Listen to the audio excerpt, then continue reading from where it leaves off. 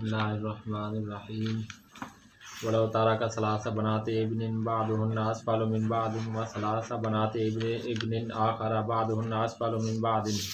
وثلاث بنات ابن آخر بعضهن أسفل من بعض بهذه الصورة العليا من الفريق الأول لا يوازيها أحد والوسطى من الفريق الأول توازيها العليا من الفريق الثاني والسفلى من الفريق الأول توازيها الوسطى من الفريق الثاني والعليا من الفريق الثالث والسفلى من الفريق الثاني توازيها الوسطى من الفريق الثالث والسفلى من الفريق الثالث لا يوازيها أحد إذا عرفت هذا فنقول للعليا من الفريق الأول النصف وللوسطى من الفريق الأول مع من يوازيها السدس تكملة للثلثين ولا شيء للسفليات إلا أن يكون معهن غلام فيعصبهن من كانت بحذائه ومن كانت فوقه ممن لم تكن ذات سهم ويسقط من دونه. بسم اللہ الرحمن الرحیم. مصنف رحمہ اللہ نے اس سے قبل جو ہیں وہ پوتیوں کے 6 احوال بیان فرمائے ہیں. پوتیوں کے 6 احوال بیان فرمائے ہیں. یہ جو عبارت آپ نے پڑھی ہے، اس عبارت کے اندر جو مسئلہ بیان کیا گیا ہے، اس مسئلہ کو اہل فرائض کے ہاں مسئلہ تشبیب کا نام دیا گیا ہے. اس مسئلہ کو اہل فرائض کے ہاں مسئلہ تشبیب کا نام دیا گیا ہے. مسئلہ تشبیب کا نام دیا گیا ہے. تشبیب شاعر حضرات اپنے اشعار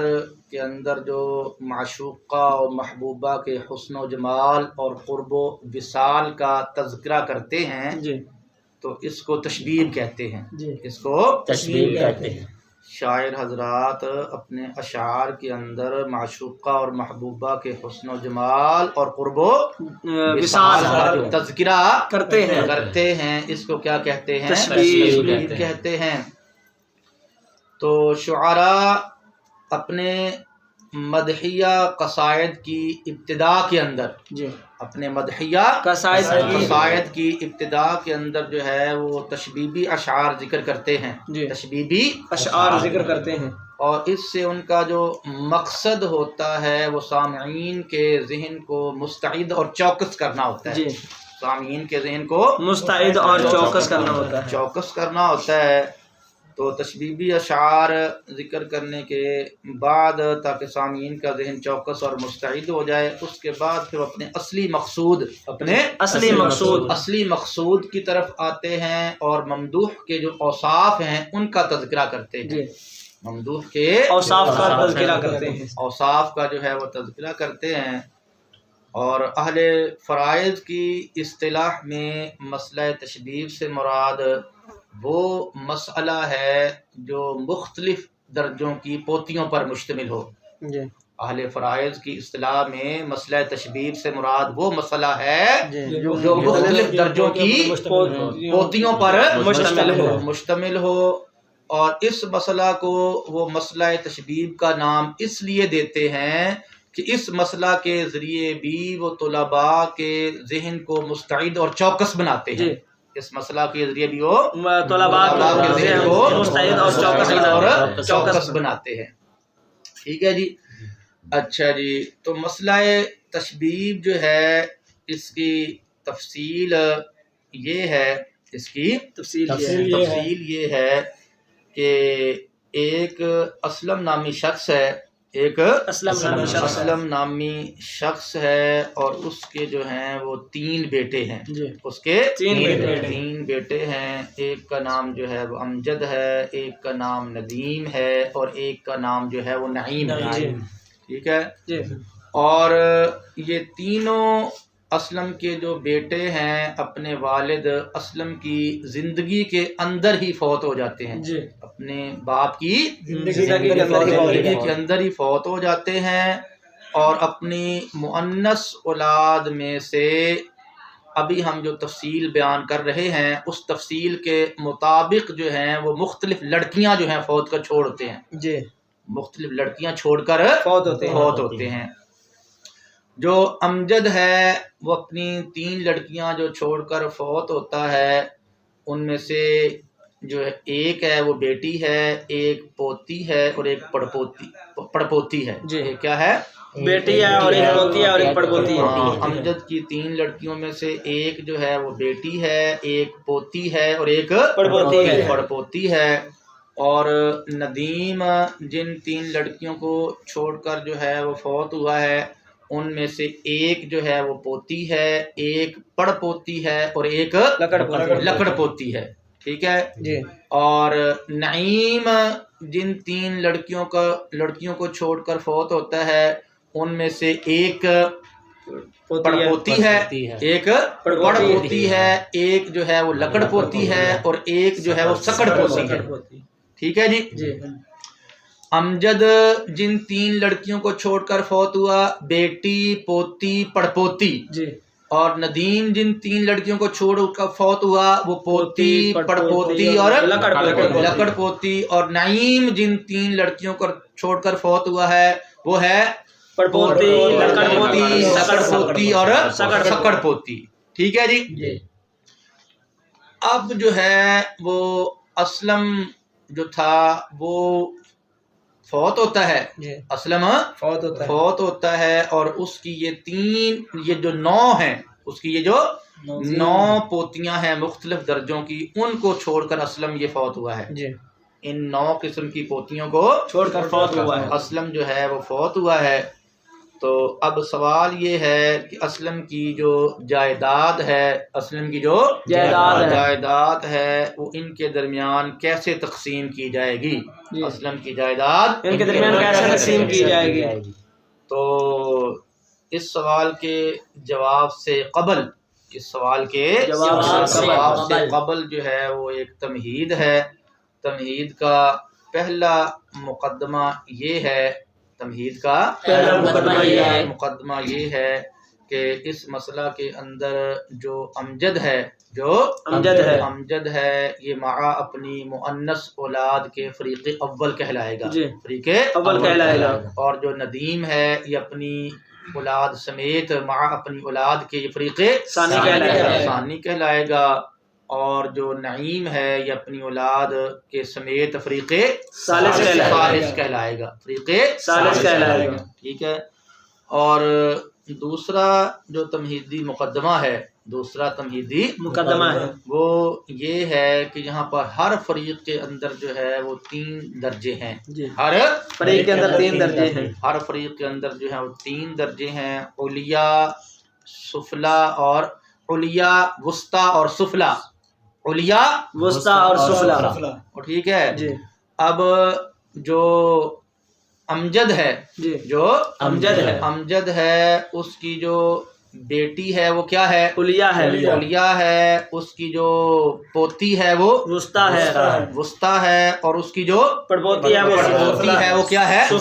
سفلا ہے، ٹھیک ہے جی۔ اور جو فریق ثانی ندیم ہے، فریق ثانی جو ندیم ہے اس کی جو پوتی ہے، اس کی جو وہ کیا ہے؟ وہ علیا ہے، اس کی جو پڑپوتی ہے وہ وسطی ہے، اور اس کی جو لکڑ پوتی ہے وہ سفلا ہے، وہ کیا ہے؟ سفلا ہے۔ اور فریق ثالث کی جو کیا ہے؟ پڑپوتی ہے، فریق ثالث کی جو پڑپوتی ہے وہ کیا ہے؟ علیا ہے، اور جو لکڑ پوتی ہے وہ وسطی ہے، اور جو سکڑ پوتی ہے وہ سفلا ہے، وہ کیا ہے؟ سفلا ہے۔ اور ساتھ اس بات کو بھی آپ ملاحظہ فرمائیں، اس بات پر بھی ذرا غور فرما لیں کہ فریق اول کی جو علیا ہے، فریق اول کی جو علیا ہے اس کے مقابلے میں کوئی بھی نہیں ہے، نہ فریق ثانی کی کوئی ہے اور نہ ہی فریق ثالث کی کوئی ہے، ٹھیک ہے۔ فریق اول کی علیا کے مقابلے میں فریق اول کی جو وسطی ہے یا سفلا ہے ان میں سے بھی کوئی نہیں ہے، اور جو دوسرے فریق ثانی یا فریق ثالث ہے اس میں سے بھی کوئی نہیں، یعنی باقی 8 میں سے کوئی بھی اس کے مقابلے میں نہیں ہے۔ کیونکہ یہ جو فریق اول کی جو علیا ہے یہ بلا کسی واسطہ کے اسلم کی پوتی ہے، یہ بلا واسطہ کے اسلم کی بغیر کسی واسطہ کے کیا ہے، اسلم کی پوتی ہے، اسلم کی کیا ہے، پوتی ہے، ٹھیک ہے جی۔ اور فریق اول کی جو وسطی ہے، فریق اول کی جو وسطی ہے، اس کے مقابلے میں ہے فریق ثانی کی علیا، اس کے مقابلے میں فریق ثانی کی علیا، ٹھیک ہے جی۔ اور فریق اول کی جو سفلا ہے، جی، فریق اول کی جو سفلا ہے، اس کے مقابلہ میں فریق ثانی کی وسطی ہے اور فریق ثالث کی علیا ہے، فریق ثالث کی علیا ہے، فریق ثالث کی علیا ہے، ٹھیک ہے۔ اور فریق ثانی کی جو سفلا ہے، فریق ثانی کی جو سفلا ہے، اس کے مقابلے میں فریق ثالث کی وسطی ہے، جی۔ اور فریق ثالث کی جو سفلا ہے اس کے مقابلے میں کوئی نہیں ہے، وہ سب سے نیچے، وہ کیا ہے، سب سے نیچے، ٹھیک ہے جی۔ اس تمہید کے بعد اس تمہید کے بعد جو یہ سوال ہوا تھا کہ اسلم کی جو جائیداد ہے وہ اس کی جو پوتیاں ہیں ان کے درمیان کیسے تقسیم ہوگی، اسلم کی پوتیوں کے درمیان اس کی جائیداد کیسے تقسیم ہوگی، اس کا ہم جواب جو ہے وہ ذکر کرتے ہیں۔ تو اس کا حاصل یہ ہے کہ جو فریق اول کی علیا ہے، جو فریق اول کی علیا ہے، فریق اول کی جو علیا ہے اس کو اسلم کی جائیداد میں سے جو ہے نصف جائیداد ملے گی، نصف جائیداد ملے گی،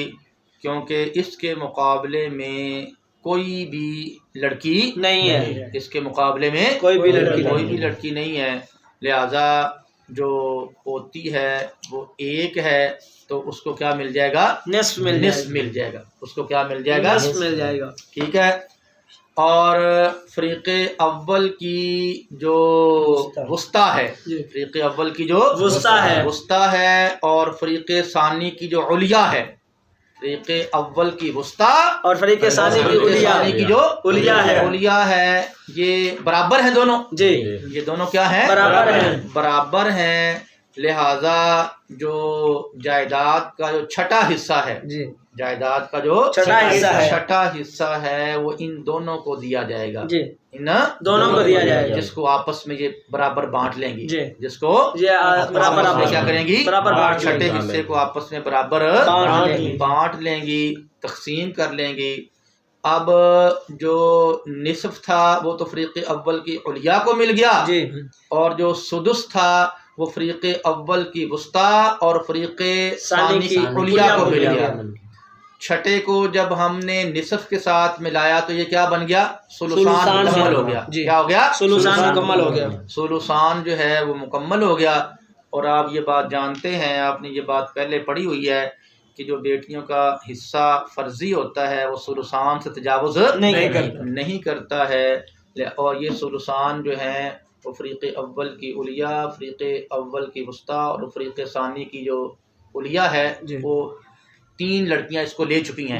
3 لڑکیاں اس کو لے چکی ہیں، لہذا باقی جو 6 لڑکیاں ہوں گی وہ کیا ہو جائیں گی، محروم ہو جائیں گی، ان کو کچھ نہیں ملے گا، ان کو کچھ نہیں ملے گا، کیونکہ پوتیوں کا جتنا حصہ فرضی ہوتا ہے وہ 3 لڑکیاں لے چکی ہیں، وہ 3 لڑکیاں لے چکی ہیں، اور اب ان کے لیے باقی کچھ نہیں بچا، ان کے حصے میں سے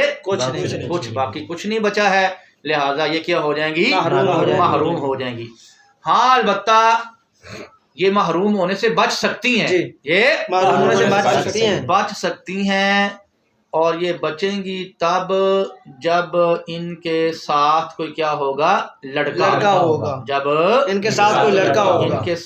کوئی لڑکا ہو یا ان کے نیچے کوئی لڑکا ہو، ان کے ساتھ کوئی لڑکا ہو یا ان کے نیچے کوئی لڑکا ہو، جب ان کے ساتھ کوئی لڑکا ہوگا یا ان کے نیچے کوئی لڑکا ہوگا تو وہ لڑکا جو ہے وہ اپنے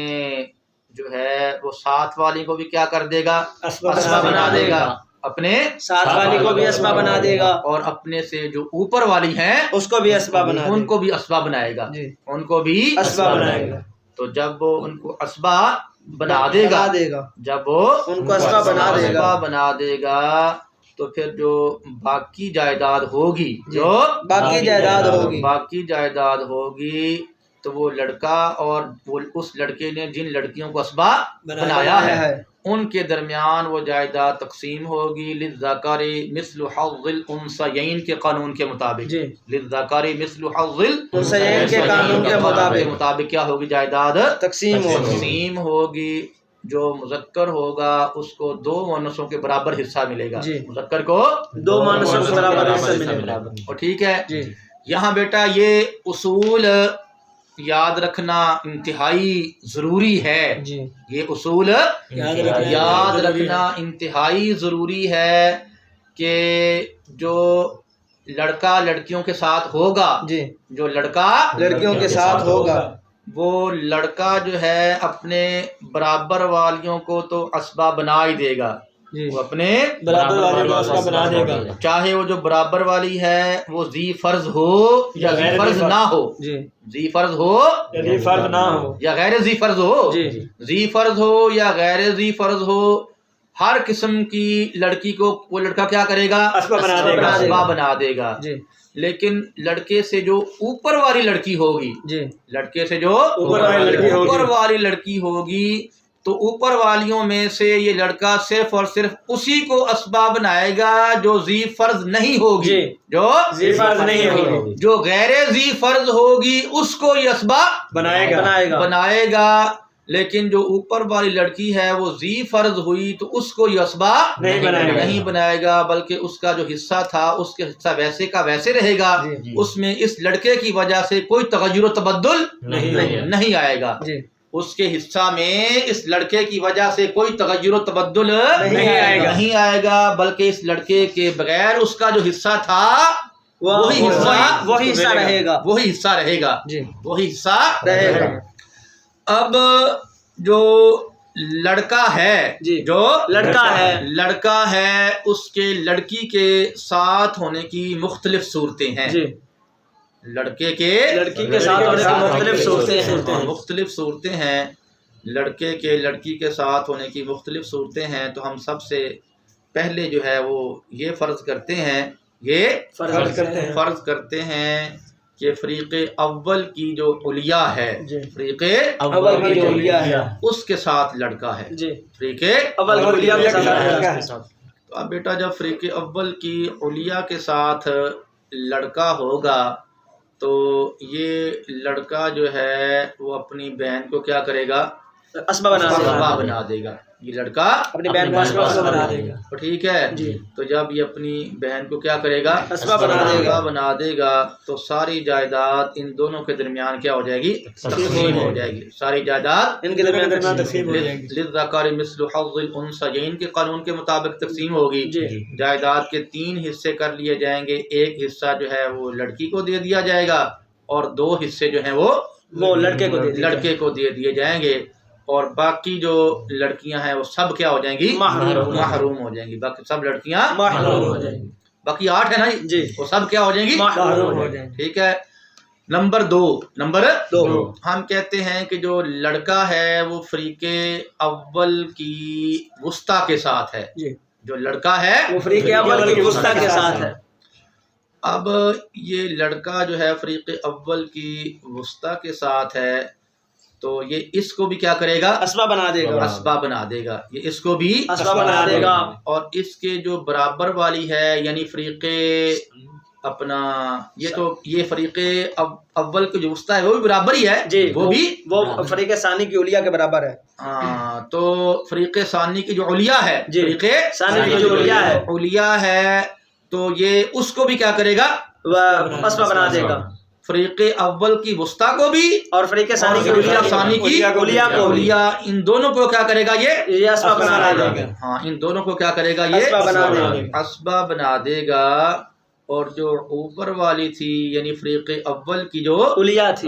تھی اس کو اسبا نہیں بنائے گا، کہ اس کو اسبا نہیں لگانا، کیونکہ وہ کیا ہے، وہ ذی فرض ہے، ذی فرض ہے، وہ کیا ہے، ذی فرض ہے، ذی فرض ہے، تو اس کو کیا کرے گا، یہ اسبا نہیں بنائے گا، اسبا نہیں بنائے گا، نہیں بنائے گا۔ لہذا جو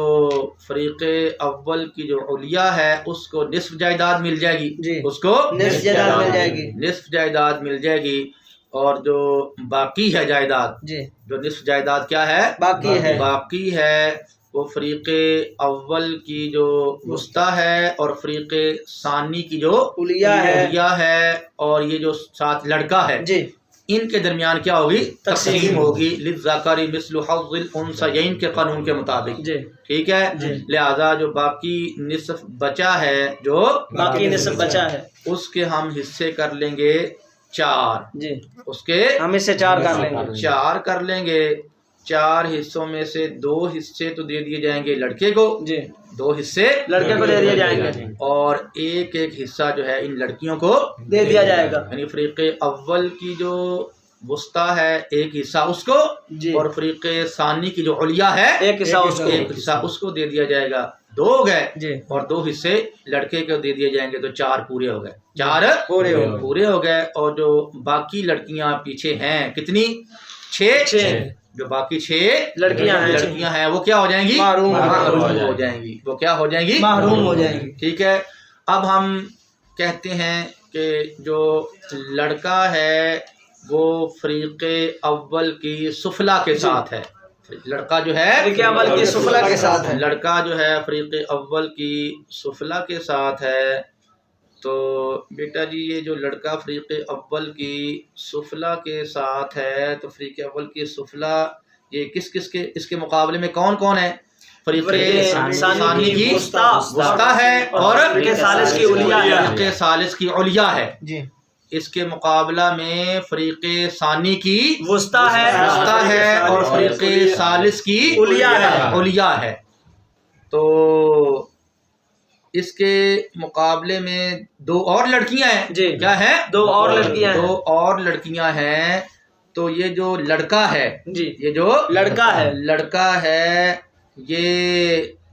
ان کو کیا کرے گا، اسبا بنا دے گا، یہ سب اس کے برابر ہے نا جی، ان کو کیا کرے گا، اسبا بنا دے گا، یہ لڑکا یہ کس کے برابر، یہ 3 ہے جی، جس کے برابر یہ 3 ہے، ان تینوں کو کیا کرے گا، یہ اسبا بنا دے گا، ان تینوں کو اسبا بنا دے گا، تینوں کو یہ اسبا بنا دے گا، ان تینوں کو اسبا بنا دے گا، اور اس سے جو اوپر والی ہیں، جی، اس سے جو اوپر والی ہیں، وہ کون کون ہیں، وہ فریق اول کی علیہ، فریق اول کی علیہ ہے، اور فریق اول کی وسطی ہے، فریق اول کی وسطی ہے، اور فریق ثانی کی علیہ ہے، فریق ثانی کی علیہ ہے، ان کو یہ اسبا نہیں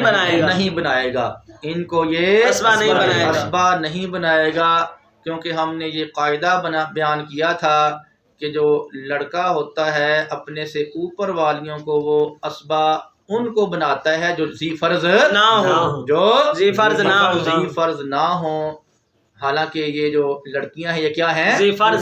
فرض ہیں، یہ کیا ہیں، ذی فرض ہیں، ٹھیک ہے، لہذا اب جو جائیداد تقسیم ہوگی وہ اس طرح ہوگی کہ جو فریق اول کی جو علیہ ہے، فریق اول کی جو علیہ ہے نصف اس کو مل جائے گا، نصف اس کو مل جائے گا، اور فریق اول کی جو وسطی ہے اور فریق ثانی کی جو علیہ ہے سدس کیا مل جائے گا، ان کو مل جائے گا، جس کو آپس میں یہ برابر بانٹ لیں گی، آپس میں برابر بانٹ لیں گی، اور جو یہ نصف اور سدس ملا تو یہ سلسان ہو گیا، کیا ہو گیا، سلسان ہو گیا، تو باقی بچ گیا ایک سلس بچ گیا، باقی بچ گیا ایک سلس بچ گیا ہے، تو اب یہاں پر جو لڑکیاں ہیں وہ کتنی ہیں، 3 ہیں، 3 لڑکیاں ہیں، جی، کیا ہے، 3 لڑکیاں ہیں، اور ایک کیا ہے، لڑکا ہے، تو جائیداد کے حصے کر لیں گے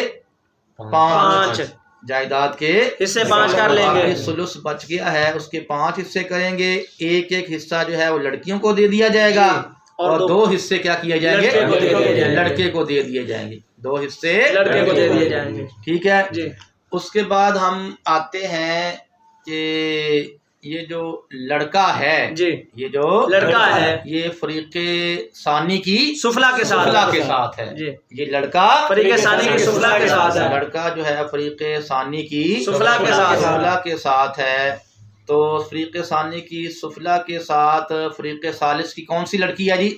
فریق ثالث کی وسطی ہے فریق ثالث کی وسطی ہے جی فریق ثالث کی وسطی ہے فریق ثالث کی وسطی ہے لہذا یہ لڑکا جو ہے وہ فریق ثانی کی جو سفلا ہے اس کو بھی اور فریق ثالث کی فریق ثالث کی جو وسطی ہے اس کو بھی کیا کرے گا اسباب بنائے گا اس کو بھی اسباب بنائے گا اور یہ تو اس کے برابر کی ہو گئی جی یہ تو کیا ہو گئی اس کے برابر کی ہوگی اور یہ اس کے جو اوپر ہیں جی اس کے جو اوپر ہیں اوپر لڑکیاں ہیں وہ کتنی ہیں وہ کل 6 ہیں کل 6 ہیں کل 6 لڑکیاں ہیں تو ان 6 لڑکیوں میں سے ذی فرض کتنی ہیں 3 ہیں 3 ذی فرض ہیں جی 3 کیا ہے ذی فرض ہیں ذی فرض ہیں وہی فریق اول کی علیا فریق اول کی وسطی اور فریق ثانی کی علیا یہ 3 کیا ہے یہ ذی فرض ہیں ذی فرض ہیں تو ان 3 کو تو یہ اسبا نہیں بنائے گا جی ان 3 کو تو یہ اسبا نہیں بنائے گا باقی کیا بچ گئیں باقی 3 بچ گئیں 3 بچ گئی ہیں تو ان کو بھی کیا کرے گا یہ اسبا بنا دے گا ان 3 کو بھی یہ اسبا بنا دے گا تو اس لڑکے نے کل 5 لڑکیوں کو کیا بنا دیا اسبا بنا دیا اس لڑکا نے 5 لڑکیوں کو اسبا بنا دیا 2 تو اس کے برابر کی اور 3 اس کے اوپر والی 3 اس کے اوپر والی جی 3 اس کے اوپر والی لہذا اب کیا کیا جائے گا کہ اسلم کی جائیداد میں سے نصف کس کو دیا جائے گا فریق اول کی علیا کو فریق اول کی علیا کو دیا جائے گا اور جو سدس ہے فریق اول کی وسطی اور فریق ثانی کی علیا جی اس کو سدس ملے گا جی جس کو آپس میں برابر کیا کر لیں گی تقسیم کر لیں گی برابر تقسیم کر لیں گی برابر تقسیم کر لیں گی تو نصف اور سدس کو ملایا تو یہ بن گیا سلوسان تو سلوسان تو ان تینوں کو چلا گیا جی سلوسان تو ان تینوں کو چلا گیا باقی بچ گیا پیچھے ایک سلس کیا بچ گیا ایک سلس جو ہے وہ باقی بچ گیا ہے تو یہاں پر لڑکیاں کتنی ہیں 5 ہیں اور لڑکا ایک ہے لہذا اس باقی جو ایک سلس بچا ہے اس کے 7 حصے کریں گے اس کے 7 حصے کریں گے ایک حصہ جو ہے وہ لڑکیوں کو دے دیا جائے گا اور 2 حصے لڑکے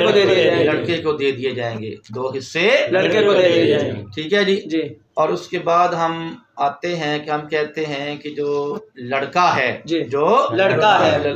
ہے وہ فریق ثالث کی سفلا کے ساتھ ہے جو لڑکا ہے فریق ثالث کی سفلا کے ساتھ ہے لڑکا فریق ثالث کی سفلا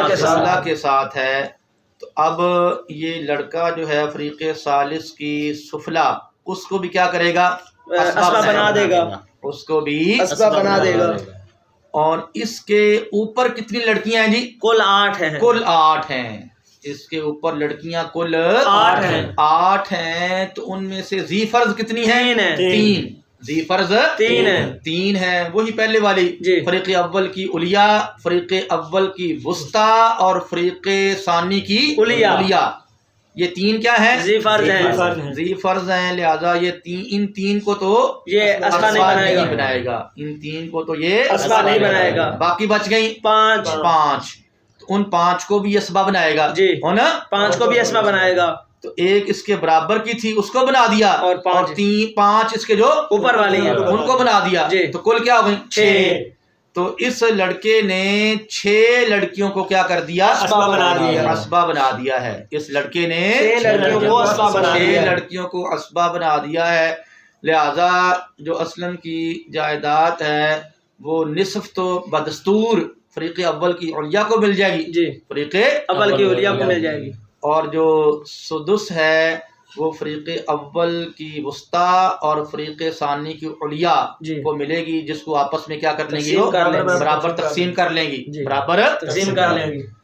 تو باقی پیچھے جو لڑکیاں ہیں وہ کل کتنی ہیں 6 لڑکیاں 6 ہیں اور ایک کیا ہے لڑکا ہے لہذا باقی جو ثلث بچا ہے بچا ہے اس کے کتنے حصے کر لیے جائیں گے اس کے 8 حصے کر لیے جائیں گے جن میں سے ایک حصہ لڑکیوں کو مل جائے گا اور 2 حصے کس کو مل جائیں گے لڑکے کو مل جائیں گے 2 حصے لڑکے کو مل جائیں گے